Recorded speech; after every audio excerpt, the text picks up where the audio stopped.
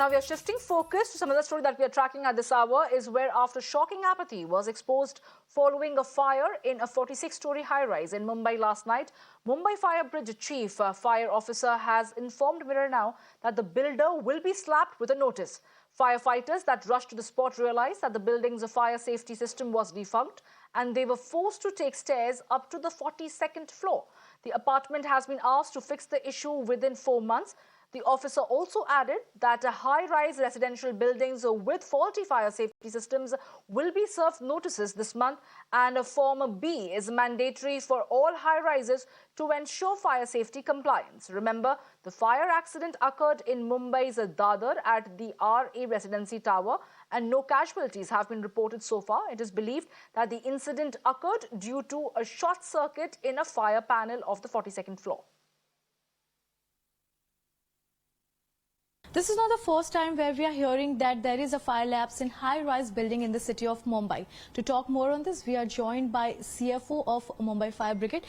Sir, thank you for giving us time. पहली बात तो ये जानना चाहेंगे, जब हाई राइज की बात होती है, कल का हादसा बहुत बड़ा हो सकता था, लेकिन फॉर्चुनेटली वहाँ पे कोई हताहत नहीं हुई. सर, कल के केस के बारे में जानना चाहेंगे. कल का अगर आर्य रेसिडेंसी बिल्डिंग है दादर में, वो 46 फ्लोर की बिल्डिंग है पोडियम पकड़ के. 42nd फ्लोर पे 4201 फ्लैट में करीबन area 2500 square feet to 3000 carpet रहेगा. यानी कितना बड़ा फ्लैट है. इंटीरियर्स वगैरह किया था उसमें अंगार लगी थी. और हमारी बैड लक इतना था कि उसकी फायर फाइटिंग सिस्टम बंद थी. उसकी वजह से हमारा एक लाइट पोर्टेबल पंप है. 4 पंप हमने लाए. स्विमिंग पूल पे एक लगाया, दूसरे 10वें 10, 20 और 32nd फ्लोर पे हमने लगाया और वहां से हमने लाइन चालू करके पूरा अंगार बुझाया.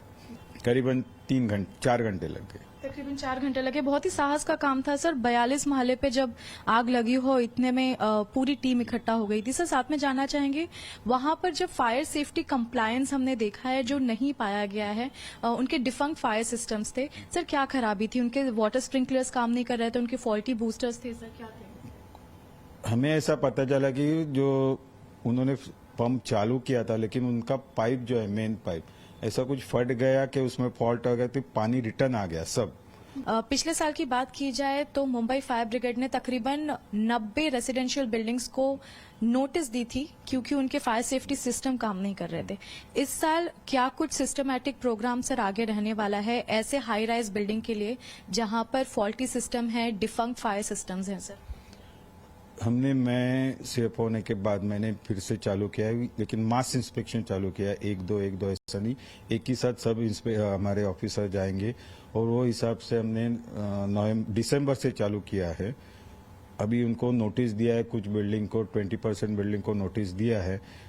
उसमें से कोई बिल्डिंग ने कंप्लायंस जल्दी किया. अभी उनका 120 दिन जब खत्म हो जाएंगे तो लाइट पानी कट का उनको दे दिया जाएगा ऑर्डर, और कोर्ट में उनके ऊपर केस हो जाएगा.